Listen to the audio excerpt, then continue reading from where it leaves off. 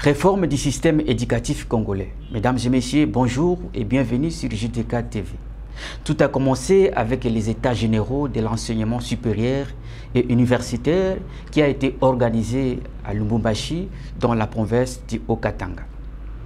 Après 4 jours de travaux organisés au sein de l'université de Lubumbashi, en perspective de requalifier et de dresser l'enseignement supérieur congolais, 329 recommandations ont été dégagées par les participants à ces assises. La recommandation principale est la généralisation du système LMD.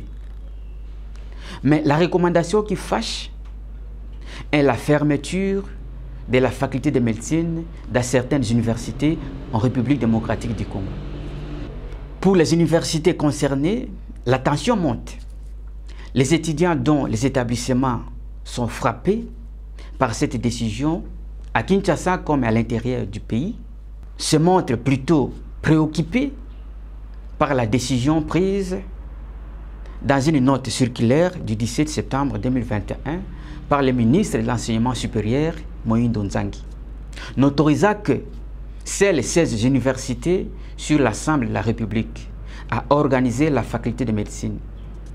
Depuis l'annonce de cette décision, les réactions fusent de partout. Les autorités académiques des établissements interdits d'organiser cette filière ne sont pas les seuls à donner la voix. À leur suite, les parents et les étudiants directement concernés par cette décision se sont exprimés. La majorité dit comprendre les motifs de cette mesure, mais seulement pour eux, les contextes et les moments ne sont pas propices pour l'annoncer au regard des conséquences qu'elle peut engendrer.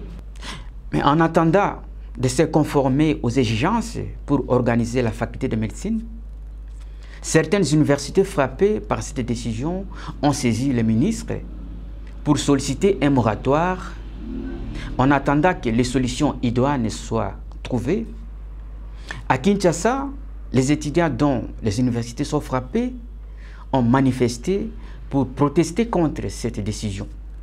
Ils ont d'ailleurs été soutenus par le député national Bernard Kayumba, qui a déposé une requête au Conseil d'État pour demander simplement l'annulation de cette décision qu'il qualifie d'illégale.